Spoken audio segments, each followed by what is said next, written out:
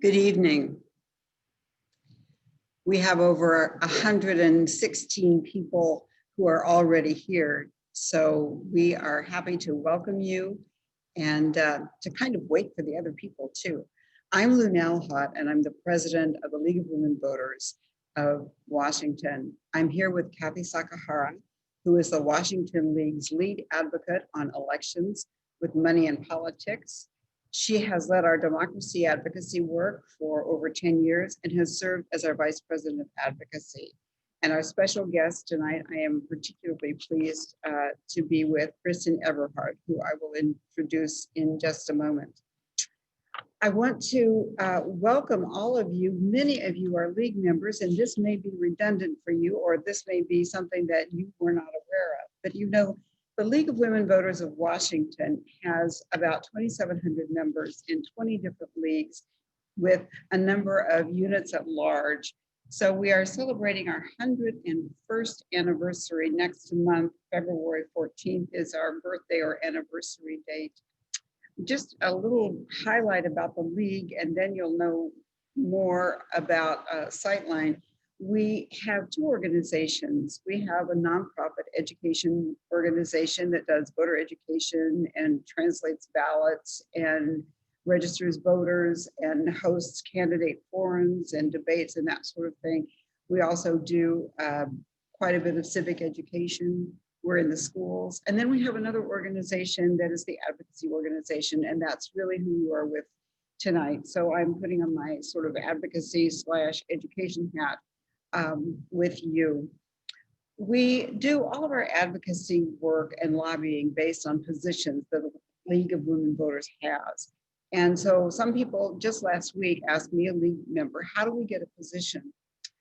Being a grassroots organization, that actually starts with local leagues and local members saying, we would like to study a particular idea or promote a particular idea.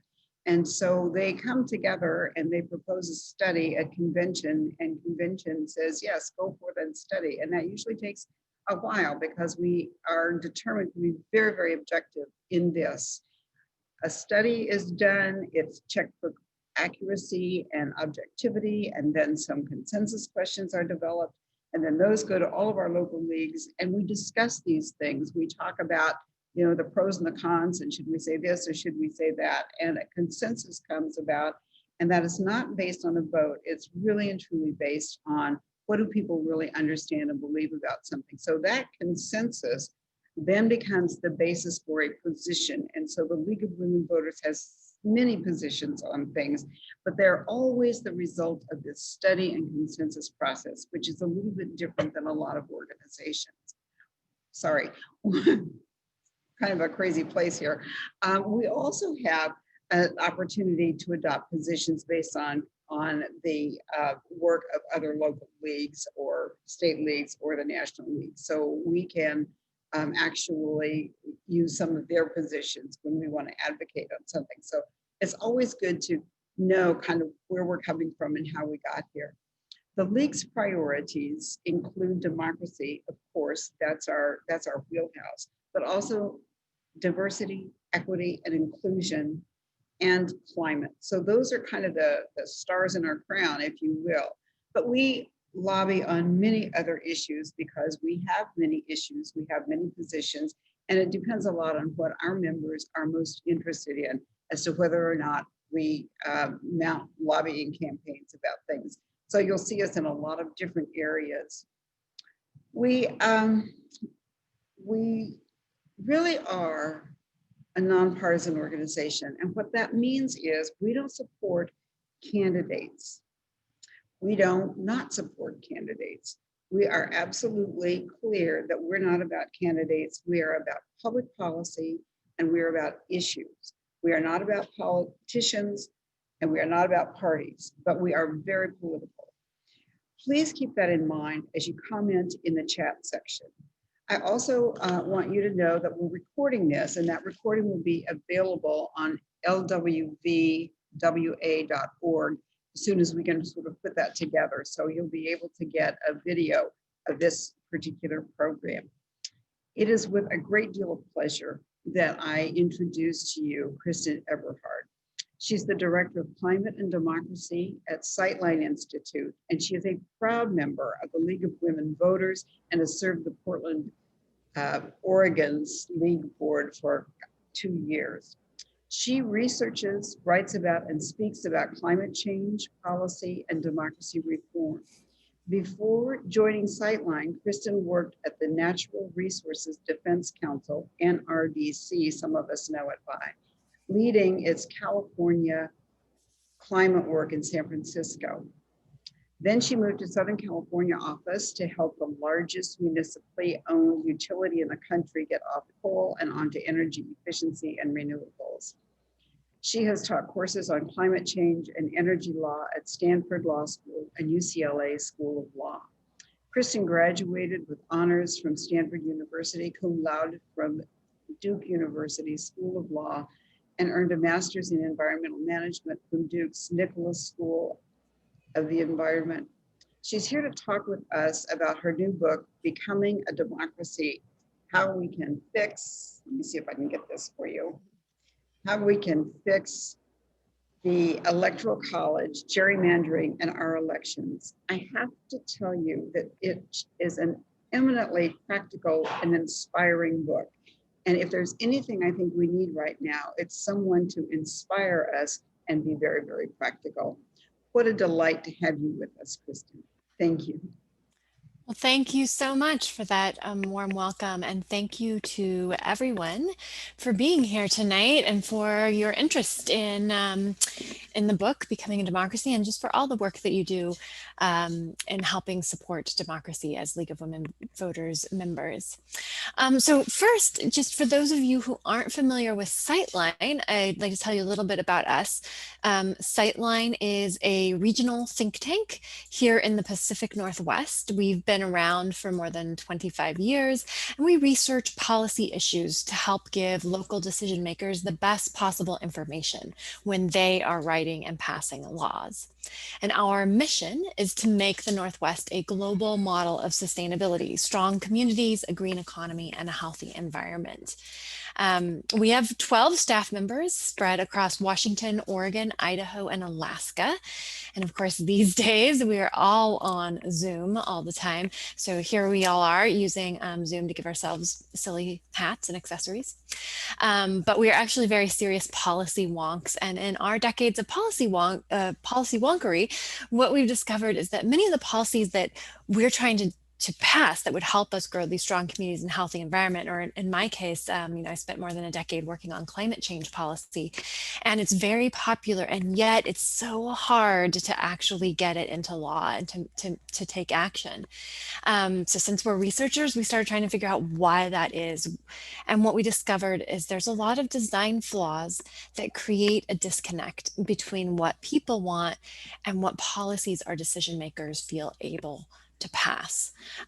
So we started looking into that and looking into solutions and what works. And this book is really the culmination of many years of research into what can help reconnect voters with decision makers so that our democracy really works for the people. So the book looks at 10 proven solutions, no constitutional amendment needed, no change in the courts needed. And the book is designed so that you can read it just cover to cover and get an overview of all the problems and all the solutions. Or if you want, you can just flip straight to the solution you want. And that chapter will tell you about the background of how we got here and the solution, how it works, where it's working elsewhere. And also an important part of the book is telling you how you can get involved in making it happen. And actually, a lot of my recommendations are to get in touch with the League of Women Voters because we work on so many of the solutions in the book. And I actually designed it really with league discussion groups in mind, with unit discussion groups. So each chapter has a discussion questions section that you could use for your book club or your unit meeting. So many of these 10 solutions are already being implemented here in Washington and Oregon. In fact, many of them, the case studies are from here, from the success that we've had here, and we're just trying to export it to other states. But there are still things that we need to do here in Washington. So tonight I'm just going to focus in on a couple of the chapters where there's still work for Washington to do. And many of these, there are actually league members are already working on bills, and Kathy will tell you a little bit more about that at the end. Oh, sorry. So let's dive right in. So restoring voting rights. The 14th Amendment, which was ratified in 1868 after the Civil War, gave formerly enslaved people, born or naturalized in the United States, the right of citizenship. And with the right of citizenship came the right to vote. But the amendment created this loophole. So Section 2 allowed states to deny people the right to vote for participation in rebellion or other crime. So the southern states, after the Civil War, they were needing to write their state constitutions, and they kind of grabbed onto this loophole as a way of legally disenfranchising Black voters. So they passed these Black codes that made it easier to convict Black men of felonies, and then they used this this kind of loophole in the Constitution to then disenfranchise anybody who had been convicted of a felony. And in this way, they were able to disenfranchise a lot of Black men for many, many years, up into and including today. So just as an example, a delegate to Virginia's 1902 Constitutional Convention, he said, in public to a reporter that his intention at the convention was to disenfranchise every Negro that I can disenfranchise under the Constitution of the United States and as few white people as possible. So that was the origin of felon disenfranchisement. And what we see is still today, the lightest colored states are the ones that have the most disenfranchisement for people convicted felons. And you can see that there's still a lot of southern states that make it very hard to get your right to vote back after you have been convicted of a felony. But actually, almost all states at least take away your right to vote when you're in jail. Only Maine, Vermont, and DC, you'll see the darkest green spots on the map there, are the only ones that let citizens vote always, even if they are in prison. So let's just look at that another way. Here's the table. So on the far left, are the ones that are most protective of voting rights, and then on the far right are the ones that are least protective of voting rights. And we see Washington is not the worst, but not the best. In Washington, you don't get to vote while you're in prison. And even when you get out of prison and you're expected to rejoin the community, get a job, pay taxes, be a good community member, and yet Washington doesn't automatically give you back your right to vote as a citizen of the United States now that you're back in the community. So they make you serve out your parole and probation. So there's many advocates across the country working on moving their state kind of like one column to the left, including advocates in Washington who are working on moving us into that column of at least you get your rights automatically restored once you are re-entering the community. Okay, so another solution here is democracy vouchers. So we probably all know the Supreme Court's decisions in Citizens United and McCutcheon make it harder to limit big money. We have some tools, but we can't just outlaw big money. So the route that's sort of legally open without a change to the Constitution or the court is that reformers can help make small donors compete with that big money. In other words, make regular people just as powerful in that money game as those with big bank accounts.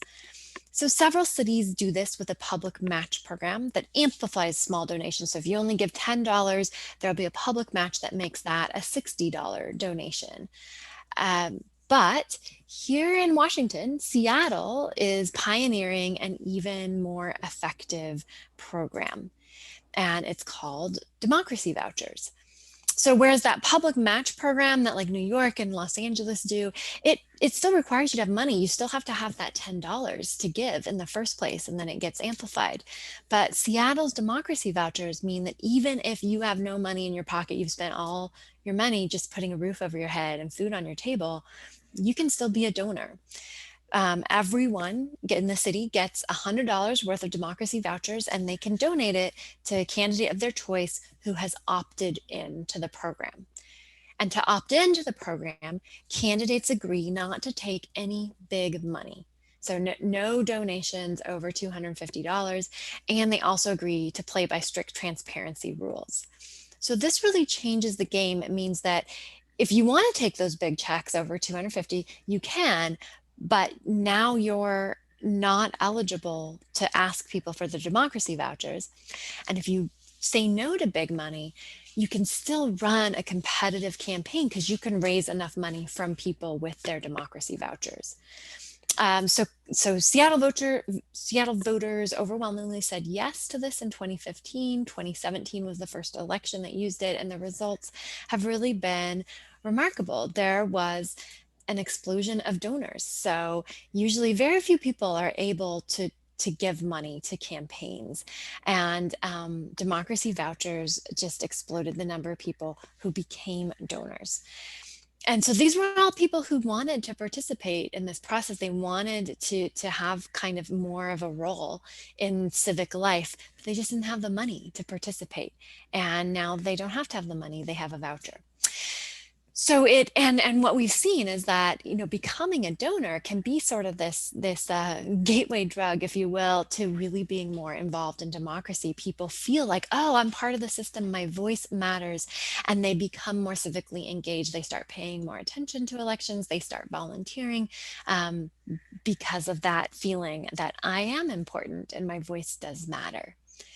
So it also, on the candidate side, it opens up this possibility for people who couldn't run for office previously can now run. So Teresa Mosqueda, for one, is somebody who said she couldn't have run for office if it hadn't been for the voucher program. She didn't have enough money. She didn't have enough friends with money.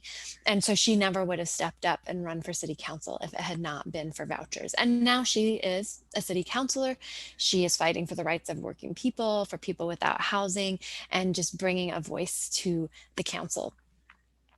So this program is working really well for Seattle, and it's something that we could expand to other cities in Washington or to statewide races. Okay, ranked choice voting. So here in Washington, we love our open top two primaries. They are an improvement over the closed primaries that can kind of be a driver for extremism, but they don't always work to give voters the choice and the voice that they want. So for example, in this year's race for lieutenant governor, 3 Republican candidates split the conservative vote, and only 2 Democrats ended up on the ballot. And the result was that actually fewer people participated in that race. Fewer voters voted in that race than in other things on the ballot, because they weren't seeing that they really had great option, or they had a variety of options. They didn't feel like their voice was going to matter. So if Washington instead had an open top 5 primary and ranked choice voting in the general, then people would see more options on the ballot, they'd feel more engaged, and the winner would have a stronger mandate from the voters. So top four primaries plus ranked choice voting is something that Alaska voters just adopted. They voted for in November. They're going to implement it this year. And cities across the country. So there's, cities across the country are already using this, but especially this year, it's gaining momentum with 5 new cities joining the list of places using ranked choice voting. Washington right now, actually, cities can't experiment with ranked choice voting because Washington state law blocks them. So there is a bill that the League and other advocates have introduced for a few years, are introducing it again this year. It's called the Local Options Bill, that would just allow cities to experiment with ranked choice voting if they wanted to. Okay, so the final solution from the book that I would like to talk about is citizens' assemblies that just make regular people have a role in our democracy. So normally when we think of representative democracy, we mostly think about elections to select those representatives, but elections are not the only way to select people who represent the rest of us.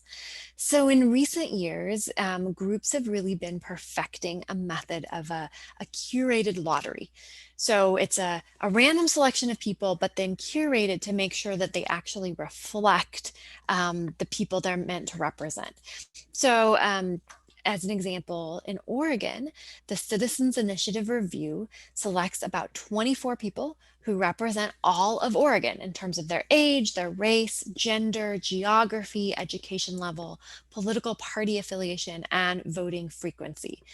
So our elected officials unfortunately do not reflect the full diversity of the population, but these Oregon Citizen Review members do. And they're just regular people. They're just random people selected from across the state. So they're not beholden to big donors or lobbyists. They're not running a re-election campaign. They're just regular people getting together to serve.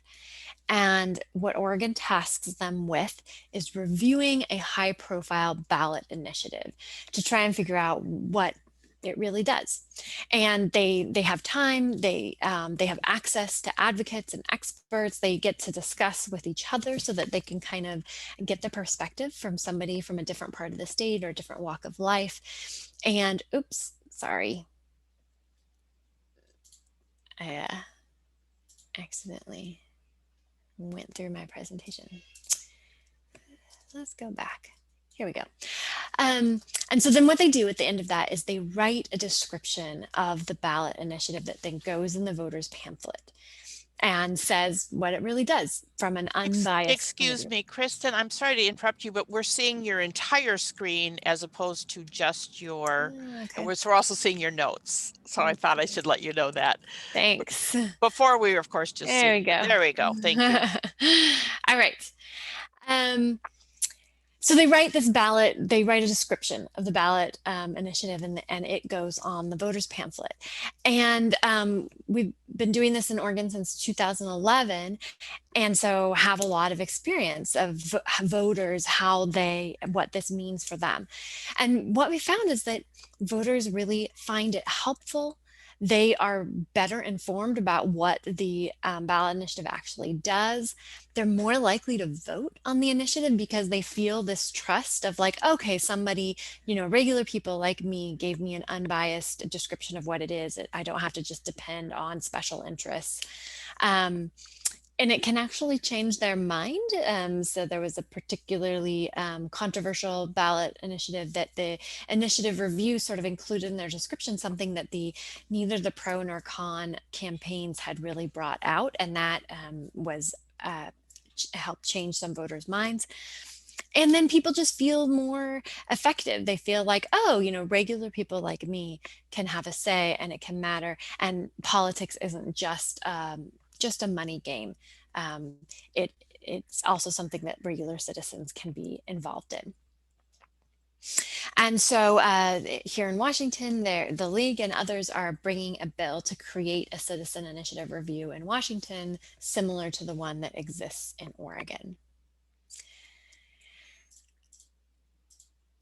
So I just went quickly through a few of the solutions in the book, but in closing, there's so much we have to do right now. We're in the middle of a global pandemic, still fighting climate change, trying to right inequality, and to make progress on all of these issues that are important to us.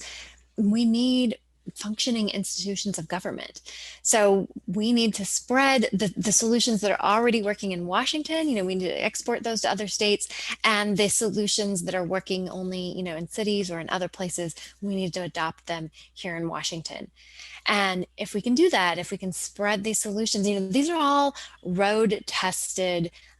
Somebody's doing them. They're not pie in the sky. And if we can just get them in practice across the United States, then we can really become a democracy that's ready to handle the challenges of the 21st century.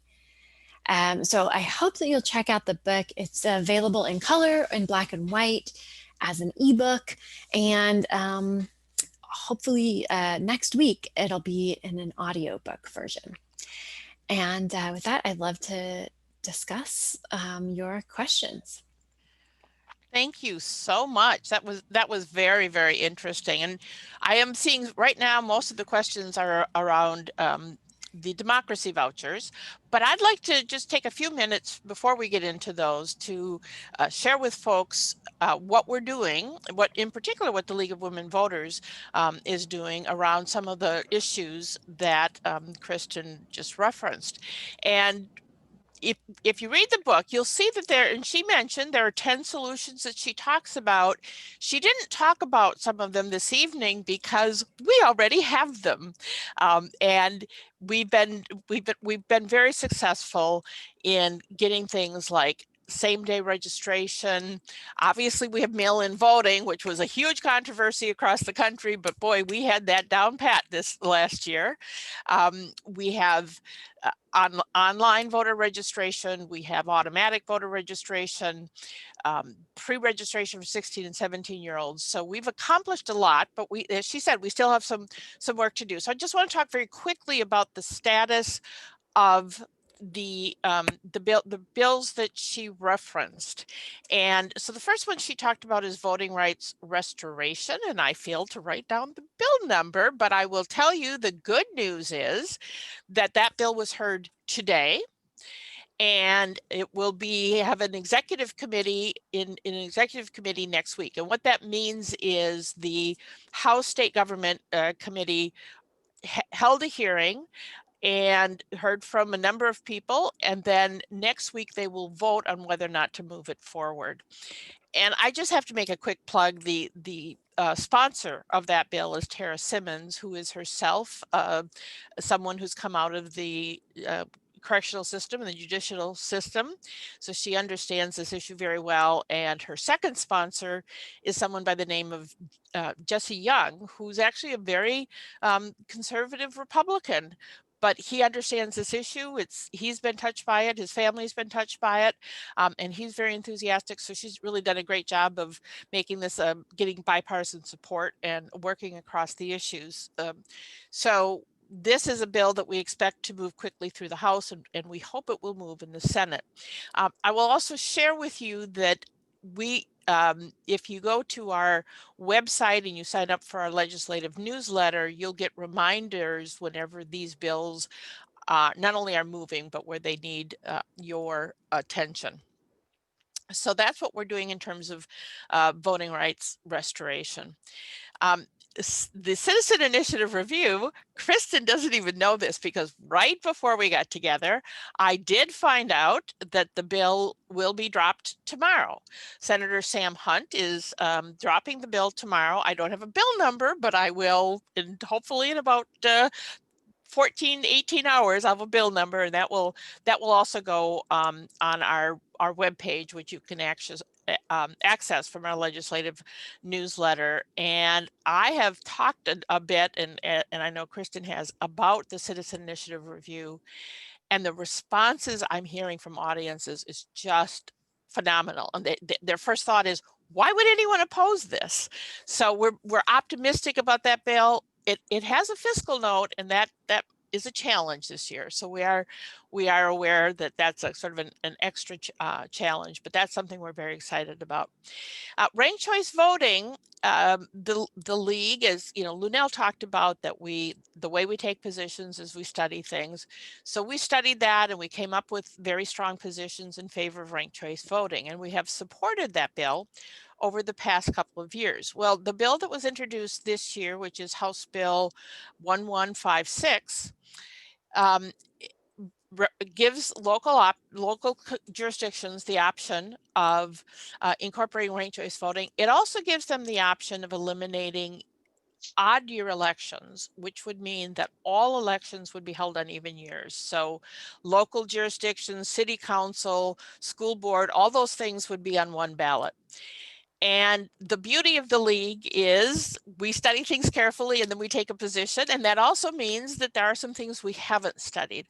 We don't have a position on eliminating odd year elections. And so right now we haven't fully endorsed that bill. We endorse the concept of ranked choice voting, and we will be we're hoping that the section of that bill that also gives an option for eliminating odd year elections, if that's removed, we would be able to wholeheartedly support that bill. The vouchers concept, or really the bigger issue in terms of money in politics, right now, we don't have a bill. With all the things going on in the legislature, that just hasn't made a priority. In the past, we've supported a statewide initiative that did not fly, unfortunately, that would have set up basically democracy vouchers throughout the state. This year, we've talked to a number of legislators, and I think this will happen, of introducing a bill for public financing, probably starting with judicial races, because that's a place where people are most sensitive that things have to be really, really clean and independent. So be watching for work on that issue, but it is an ongoing effort that's not going to happen overnight. But we are going to be able to do that. So a number of you had questions, and Kristin, I'm going to start with ones around the democracy voucher. Oh, actually, there's another one. So one is, what happened with democracy vouchers in 2019? I think someone noted that your slide showed 2015 and 2017. Do you have the numbers yet? I don't have the so we were able to do a full analysis of the 2017, but then we are down a staffer, so we haven't been able to do a full analysis of 2019. Okay, and how is this funded? Who pays for this? And the same person asked, realistically, how competitive are candidates who don't take big money? So we'll take those as two separate ones. So who pays for the democracy vouchers? It is a small property tax, equivalent to about, for the average house in Seattle, it's about $4 a year. Okay. And then how competitive? So in 2017, all 4 of the city council candidates who made it past the top 2 primary, all 4 of them were voucher candidates. So very competitive. They were obviously completely successful in being able to win their elections. Okay, and then I noticed one in the chat. There was a question about democracy vouchers. How are they advertised in Seattle? How do people even know that they exist? Yeah, so you get in 2017, you got physical vouchers in the mail and an explanation. I think in 2019 they moved them to digital, so you got an explanation in the mail, but not like a physical voucher. And then you can go online and track your voucher, and digitally give it to the candidate of your choice. So the Seattle Election Ethics Commission has funding to do a little bit of outreach, but not a lot. So they're mostly funded just for administering the program and making sure that there's no fraud and making sure it's being well run. So if you didn't care about it recently, it's probably because they just don't have a lot of a budget to do that kind of voter outreach, other than just like sending you the packet. Okay, I think that I covered all the ones about the democracy voucher. Someone had a question about your book itself. The hard copy, does it have an overview? And I can show you. It's got a table of contents. I probably can't make that very readable. Yeah. But yes, there is a table of contents, and there's an overview for each section. Do you want to say a little bit more about that? Yeah, so it has an introduction, which sort of gives you the lay of the land of kind of like how the book is organized.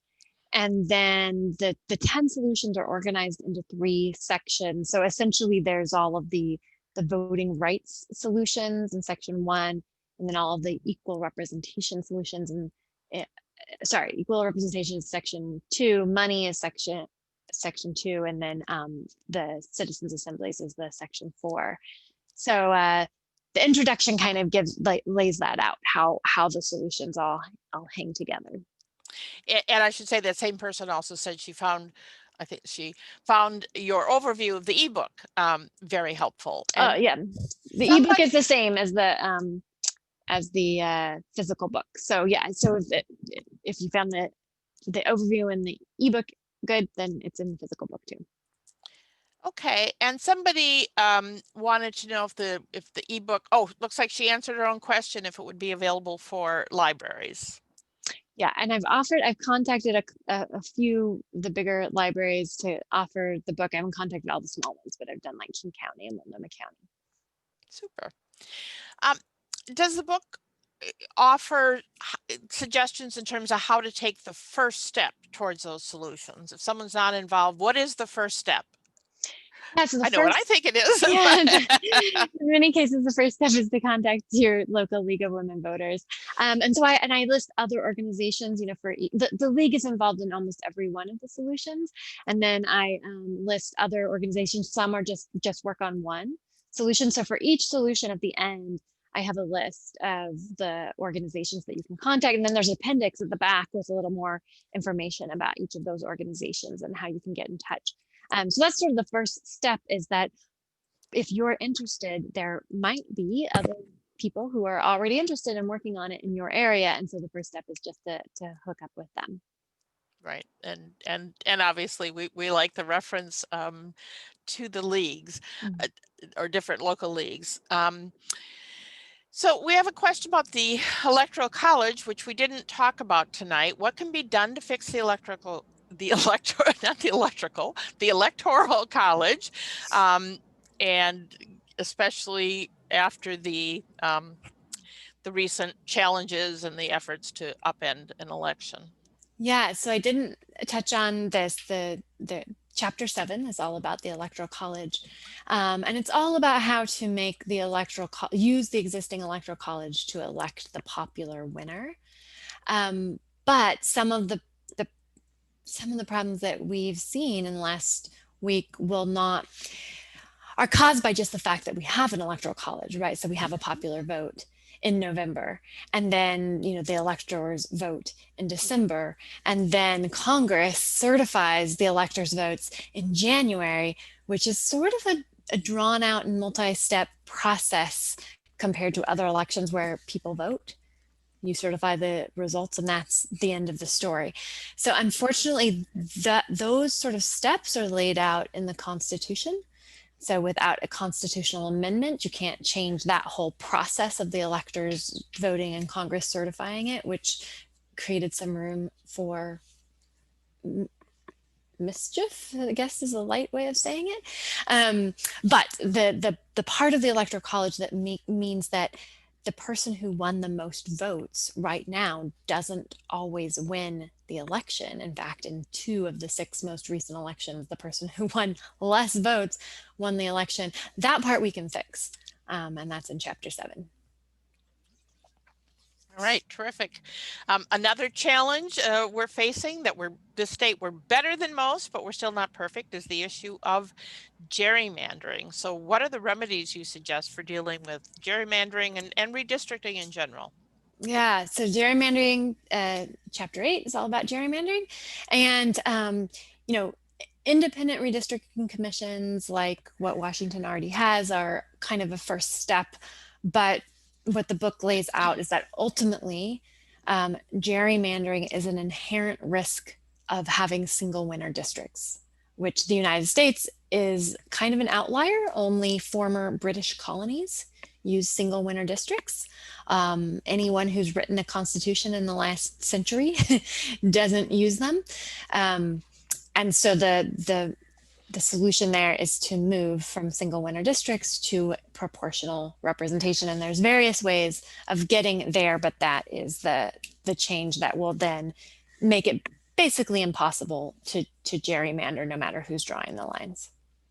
In fact, someone had a question specifically, I don't know if you're familiar with the system in New Zealand, but about the mixed member proportional election system as in New Zealand. Is New Zealand one of the examples you're referencing, or is it different than others? Yes, New Zealand is a great, is the best example because like us, it's a former British colony that actually managed to fix its system. So they had all these unrepresentative elections in the 80s where, you know, the person who won less votes won control of the government. That should sound familiar to all of us. And they created a blue ribbon panel and said, hey, we need to move to proportional representation. And they moved to mixed member proportional is one way of getting there. And I talk about it in the book, but I have an article that I just linked in the chat too. Super. And it's great. Super. New Zealand, it worked so well. They immediately increased their share of people of color in the legislature, their share of women, not only in the legislature, but in leadership positions. And then, you know, the haters tried to overturn it, but voters loved it so much that they've defended it. And we see the results, right? That New Zealand has had one of the most effective pandemic responses in the country. And it's part because they have a very effective system of governance. Okay, terrific. And then back to the Voting Rights Restoration Act. And we saw this in the debate in the Senate. If anyone watched that debate last spring when this bill was being debated, and it was painful to listen to. But the question here is, how do you address the emotionally charged pro-victim objections, as we saw in last year's legislative session, that this is okay for some people, but not if they killed a cop, or not if somebody has a particular crime, they shouldn't be able to have their rights restored. How do you address that? Yeah, I think it's separating out what is the appropriate punishment for a crime. And so if we think that the appropriate punishment is some amount of time in jail, parole, fees, whatever that is, then we do that. And voting is something else. Voting is a right that every citizen should have. And being punished for a crime, it should have nothing to do with your ability to be a person, an American.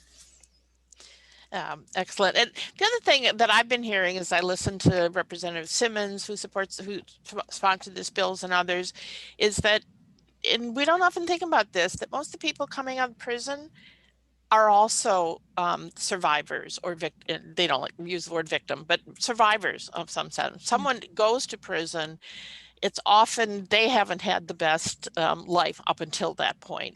You know, whatever happened in their childhood, whatever situations there've been. So there's survivors on both sides of the equation. So, and I think this is, just to build on that, Kathy, like, to me, being committed to democracy, there is like such an important just psychological component of saying, if you're an American, this, you know, you can take other things away from people. You can take away their housing and their food and their freedom, but you shouldn't be able to take away their right to vote. That's what makes us all American. Right. And one of the really exciting things in terms of researching this is the impact that this has on recidivism, on the likelihood of someone committing a crime again. The right to vote suddenly makes them feel less like an other and an outcast, and it actually lowers the crime rate. So just from a pure sort of selfish, you know, public safety, not that that's selfish, but public safety perspective, even without thinking about the individual getting the right to vote, it actually helps with public safety. I think that I have addressed the questions. There's some very nice comments for you, Kristin, people thanking you for what you've done and for sharing this information with them. So I'll just say again, if anyone has any questions, or frankly, if I missed it because you put it in the chat, you know, please go ahead and you can add something yourself to questions and answers. Lunell, I'm going to put you on the spot since you're on camera. Do you have any questions or comments about some of the things we've been talking about? Of course I do. First of all, Kristin, thank you so much. You really are a ray of hope. And as I said earlier, inspiration for us. Sometimes, you know, I was talking to people last week after Wednesday, and they said, I just feel like I have a hangover, or I just feel like I'm trying to get out of this fog. It was one of those sort of stunning kinds of things. And so that's why grabbing a hold of this book, and you see all this Lyme stuff here. These are things I want to go back to, and things that I thought, oh, that's a good idea, and that's helpful. So I'm doing this instead of meditating. I'm going to this really pragmatic book to bring me along. But one of the things that somebody in the chat mentioned was a little bit different than the Citizens Initiative review, but it's the same basic idea, is that Washington State now has a climate assembly, and the league has a member on their monitoring board. And so that is going to be one of the things that we'll be involved in, and we'll see what happens when Washington State starts to address some of the climate issues that we have. And it's sort of modeled after one of the climate assemblies that they had in England, in the United Kingdom. And David Attenborough, interestingly enough, was one of the resources for that climate assembly. So I think that this Citizens Initiative review is really something that people can kind of grab a hold of. Yes, it's expensive to find, random people and do all those sorts and that kind of thing. It's expensive, but what sometimes is unfortunate is that the upfront cost is really obvious, but the cost to society of not doing what I'm going to judgmentally call the right thing is really horrific, but it's a hidden cost. The economists call those externalities. Well, those of us who shop don't think that they're external at all. We think that they're quite integral to some of the problems that we've created. So that climate assembly is something else that that people might want to pay attention to, and that's here in Washington State. I was very interested in your book in how you talked about the filibuster, and that's sort of, up in our minds now. There's been a book that's been recently written, although that's a national issue, not necessarily a state issue. But if you'd want to jump into the filibuster idea, I think people would be quite interested in that, because that's something that we can communicate about to our legislators. Yeah. And the filibuster, I know it's controversial because there are a lot of Democrats who really believe in keeping the filibuster. But the thing is, the way the filibuster has been working for the last, 10 or so years is essentially just to stop things that a majority of people and a majority of lawmakers would pass. And in general, the things that we need solutions on require us to pass something that, just staying the same as we are now is not going to get us to a solution on climate change or solutions on healthcare or poverty. We're going to have to pass bills, and the U.S. Senate is just frozen. And part of the fallout from that is that because the legislative branch is frozen, so the founders really put a lot of thought into sort of separating power between these three branches and making sure that none of them, had a monopoly. But the filibuster has just clogged the legislative branch at the federal level. So nothing can get through. So it's like this pipe that is backing up into the executive and the judiciary branches. And that's part of why we're seeing presidents trying to do more through their executive power and courts having really controversial rulings. It's because the legislative branch isn't able to do its job. So in order to pass, and so, specifically around democracy, we have the bills at the federal level to do almost everything in this book, actually. The House has already passed last year HR 1, which would, do automatic voter registration and clean voter rolls and vote by mail and re-enfranchising felons and not allowing states to pass voter suppression laws. They're all in this. It's HR 1 and HR 4 that the House has already passed, but they just can't get past the Senate. And unfortunately, even though Democrats have a slim majority in the Senate, they still won't get passed because of the filibuster. So we could do all this stuff. We could do it, but first we have to get rid of the filibuster so that the Senate can actually pass bills. What I think is important also is that the essential ability to understand what the language means, like filibuster. Well, what could be wrong with that? That means that we have a debate about something, right? No, filibuster doesn't mean that at all. It means that I, as a senator, can say, I object to this. I don't have to talk to anybody. I don't have to show up on the floor. I don't have to debate it. I don't have to explain why. It just, my objection to that means that it goes from, 50% plus one to a higher level of passing things. And that's why it's so clogged. But we talk about it, the language that we use has changed. Filibuster's definition has changed. And I think that we have to watch this in a lot of the things where we think, oh, I know what that means. No, we have no idea what it really means. And there may be other examples of that. One of the things that you talk about is right-sizing the Senate, which I think is very interesting. And it goes back to what Washington State might experience if we have districts that are multi-candidate, talk a little bit about that. How do we change those numbers? And is that going to be, oh my goodness, expensive? And how could we send that many people? And we only have this many chairs and la, la, la. Yeah. So right-sizing the Senate is the most sort of difficult idea in the book. Most of the ideas in the book are like, look, we've done this somewhere, we can do this. Right-sizing the Senate is hard. The Senate is the hardest problem in American democracy, the hardest to solve.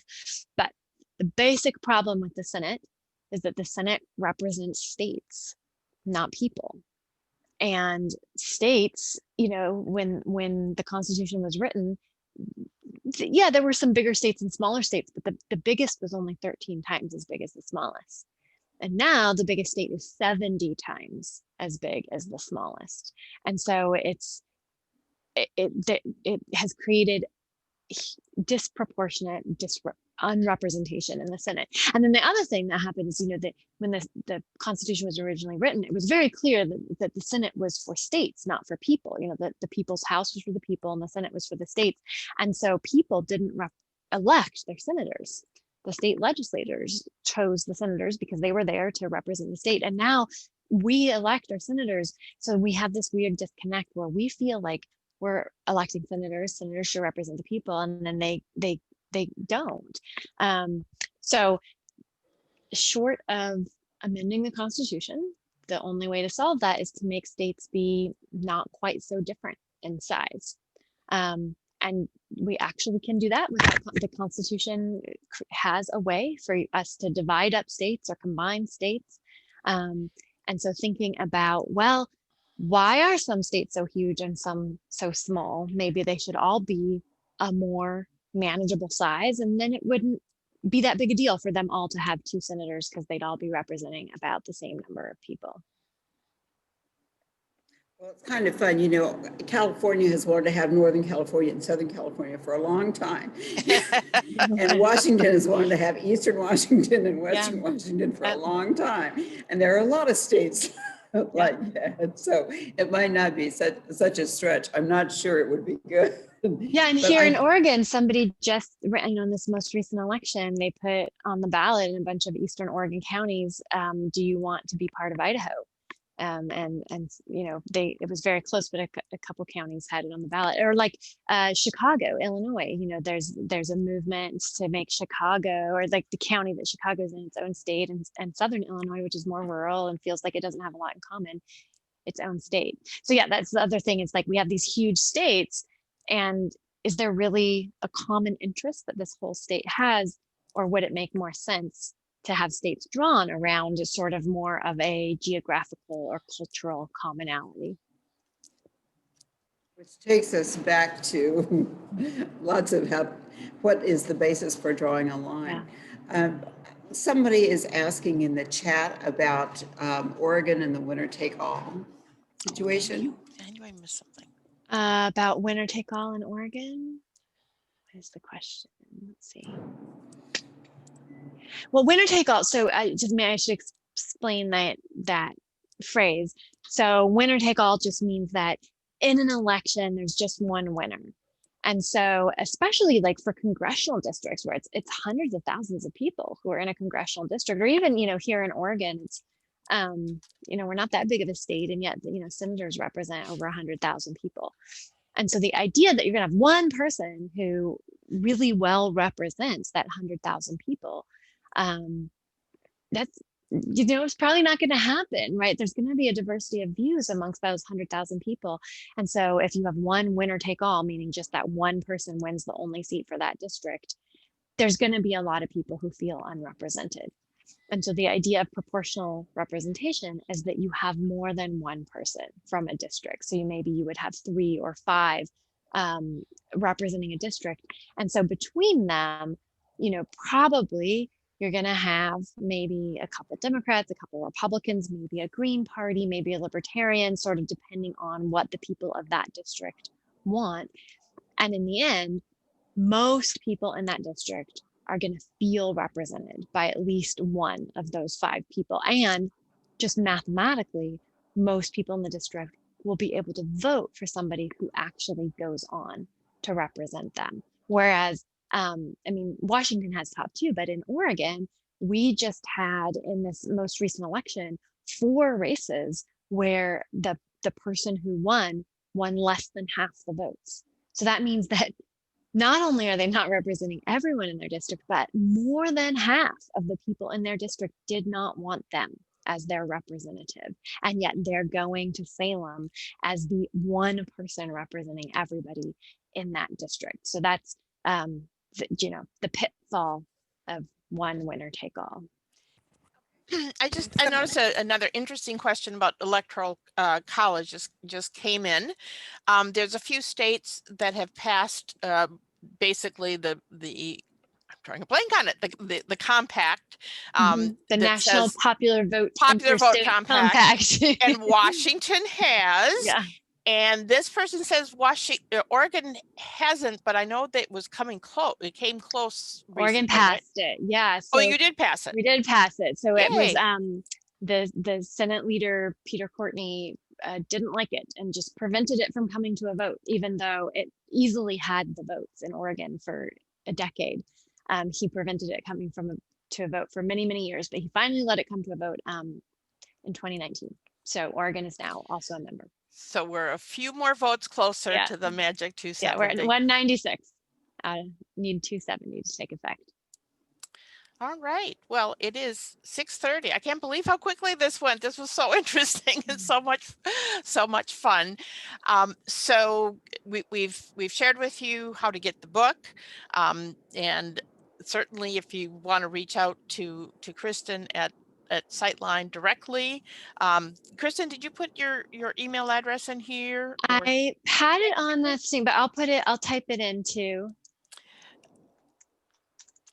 And I think you know how to find us at the League of Women Voters. And I also want to thank my friend Cindy Black, who served as technical support. I thought, oh, I can manage the spotlight and the questions and whatever, but I was so captivated by what you said. So Cindy, thank you so much for managing all these, keeping all these balls up in the air. So. And I almost forgot, I have a discount code.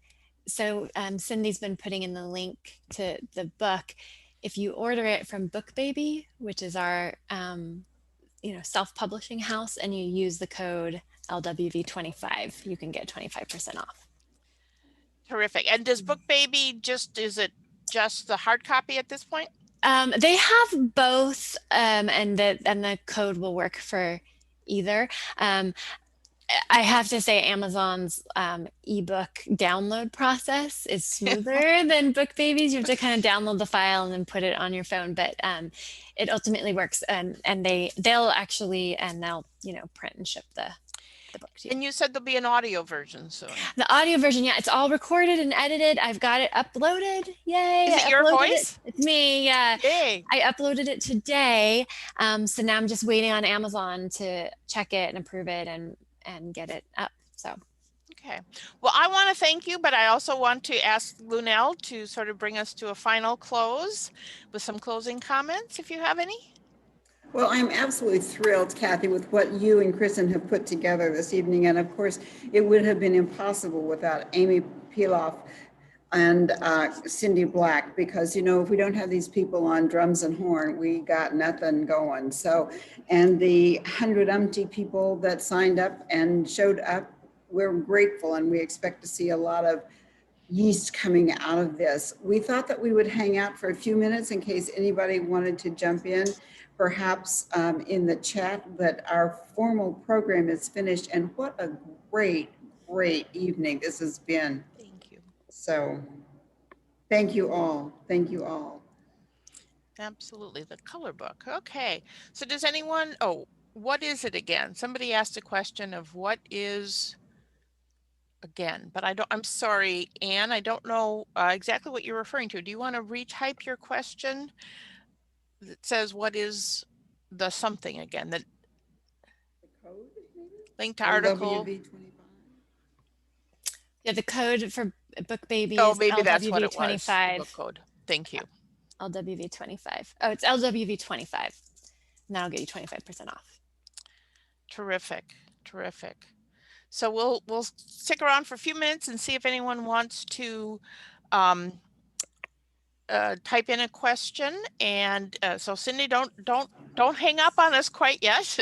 Somebody said the code was not working. They said LWV didn't work. They need to make it LWV25. Okay. This is the part where after the workshop, you know, you hang out in the hall. That's right, the water and, cooler. yeah, that's what this part is. League likes to do that. I like to do that. Yes, but I think we're all these days You're we're all trying so to type tired. and it's not working. Somebody said it's still not working. I'll let me look into that and I will try and fix whatever's wrong there. And we can we at some point we can send a follow-up email to everyone that attended tonight and make sure if you know if either you can get that code to work or if there's a different code or whatever that they should have. Hope you will get the book or ebook to King County Library. I looked for it there.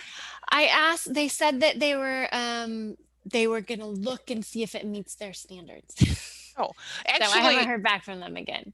So she said King County. Now that I think about it, I looked at it. I looked in Seattle Library system. Oh, is Seattle a different? Is it the city has a different one than the county? Yeah, they're. Oh, well then I should tell them about it. And if you belong to one, you can access the other. If you live in Seattle, you in theory you can, but last I checked, you had to go into one of the King County libraries, and I looked into that right before COVID hit, and then they all closed. So you have to go in once to sign up. What is the compact that you just mentioned? Do you want to explain that again, Kristin? Yeah, I didn't quite explain it. The National Popular Vote Interstate Compact is an agreement amongst states to that once enough states sign on that they have 270 electoral votes, every signatory state says we're going to give all of our electoral votes to the candidate who won the most votes nationwide. So the interesting thing about it is states have complete control over their electoral votes. You know, so the Constitution says, hey, we're going to do it this way, but states get to decide what to do with their own electoral votes. And so they can decide to give their electoral votes to the winner of the popular vote. And in fact, you know, states used to do it differently. They used to do it by district, or, you know, some did it by proportionally. And then they just all decided to do it the way most do it now, which is they all give all of their electoral votes to the winner in the state. So the compact is just a way of states agreeing, we're all going to give it to the winner of the country. And again, Cindy, she is just on top of this. She put in a link to a web page that explains that. So okay, so I just redid the coupon. So if you would mind trying again, it might have been like expired or something. I just Is it for a reactivated it. particular version, Yeah, like for a the color color version or version. black and white, or? They said it was for the color version, so I just reactivated it for the color version. So very good at multitasking. Well, one of the things I love about all of us being on Zoom for so long is that no matter how big the group is, we kind of work with each other to help figure stuff out. And it's really quite fun. So we used to think we had to be perfect. Now we just have to kind of get by. See a cattail come in front of your sunset there. That's all. And kids popping out. I love it when I see a kid pop out. Yeah, I was going to say, I was Now wondering it if you could work. hear my toddler screaming. Somebody, I think, asked for my pictures. I'm actually based in Portland. So this picture is of the St. John's Bridge in Portland and Mount Hood in the background. And I can't wait. Of course, we all can't wait for this whole COVID pandemic craziness, isolation to be over, because I want to get this autographed. I kept thinking, oh, I'll get her autographed tonight. Oh, I can't do that. I know, right? I feel like I'm with you, but I'm not. Someday really. We'll do it again. Yeah. So, just one final thought, and I don't want to end on a downer, but everybody did not know how to react or how to feel, or what does this mean in terms of what we saw in DC last Wednesday, and also the ongoing threats and the fact that, I have so many friends who are legislators that on Facebook were saying, it's okay, I'm home safe now, you don't have to worry about me, after they all had to get together on Monday. From your perspective of someone who's really studied democracy and has kind of that perspective, does the way the country is responding, does that give you hope? Can we make lemonade out of this? Can something good come out of this whole experience? I hope so. So the fact that there's some Republicans breaking party lines is hopeful, both in terms of the repudiation of an authoritarian coup attempt, and also in terms of one of the problems that our democracy is facing is things have hardened so much along party lines that it's hard to get anything else done. And so the fact that maybe at least one thing, people are willing to make it not some people are willing to make it not a completely partisan issue. On the other hand, the thing that feels scariest to me is, there's Gallup has been putting out these polls showing that a huge number of Republicans say Trump did not do anything to incite violence, right? So Democrats say he did and Republicans say he didn't. And then when asked, do you think Antifa was actually responsible for the riots? Democrats say no and Republicans say yes. And so that is scary because it indicates we're just not starting from the same basic facts. And it's hard to imagine how to continue having a democracy when there are things that we legitimately disagree about, right? That we just we hold different values, or we just come to different conclusions. And that's fine. I feel like a democracy can handle that kind of disagreement. In fact, it's the best way of handling that kind of disagreement. But when we don't agree on the basic facts of what just happened in the world, then it's harder to figure out how we translate that into some trust in our decision makers if we don't trust our basic facts about the world. So that's the thing that has me most worried. And I hope that maybe some of the partisan line crossing also might translate into some bubble breaking of people getting different information about what's happening. Yeah, that's a good point. One of the things, and it seems almost trivial in comparison, but one of the things that I'm really excited about in terms of the Citizen Initiative Review is reading the testimonials of the people who were on those panels and how thoroughly they enjoyed getting into really not debates, but strong discussions with people from very different backgrounds and very different perspectives. and one of the people said, by the end of the 4 days, I couldn't remember who was a Democrat and who was a Republican because everyone was able to look at things from another person's perspective. They, maybe not totally change their mind, but they could start sort of repeating, and everyone helps write the summary of the pro statements and a summary of the con statements. So they are all sort of forced to look at it. Okay, what are the reasons someone should be against this, even if I'm passionately in favor of it? And that's 24 people at a time, but the thought that this experience could bring people together, and of course, this is all. I mean, I think this is so league-like because of the work we've done around civil discourse. We push civil discourse. And that reminds me, civic education. And someone made a comment in here about we really need to support civic education. And so, Lunel, do you want to talk a little bit more about what we're doing in terms of civic education and how we're supporting teachers? Sure. We're bringing about world peace and making America great. And the way that we're doing that is we are teaching young people through our 2 textbooks about civic education and how it all works. And it includes tribal government as well as our government. I did want to say a couple of things before we close. It is problematic that people don't agree on the facts, but it is not insurmountable because people can agree on solutions. I do a fair amount of work with outdoorsy folks, including the agricultural industry, and they can talk all they want about climate change and what is happening, but they know it's happening and they know they have to do something about it.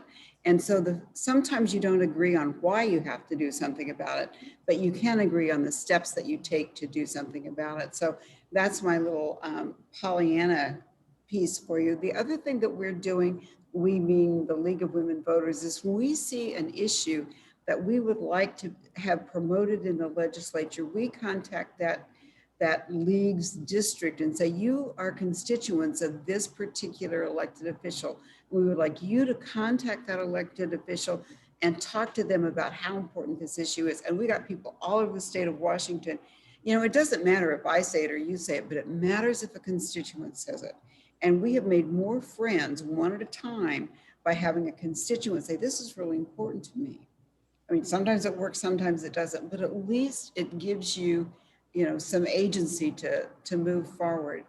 So I see that we are at 36 people, and we may, unless we have something jump in right at us, be at a point where we say, thank you and good night. Yes, you really hung in there with us. Thank you, everyone. And thank you, everyone, for being here. And I think I'll go out on a limb and say you will get a follow-up. Thank you. And make it very easy for you to obviously reach Kristin, but Lunel and I as well. So have a great evening and look for that legislative newsletter on Sunday from the League. Thank you so Goodbye, all. much, everyone. Bye.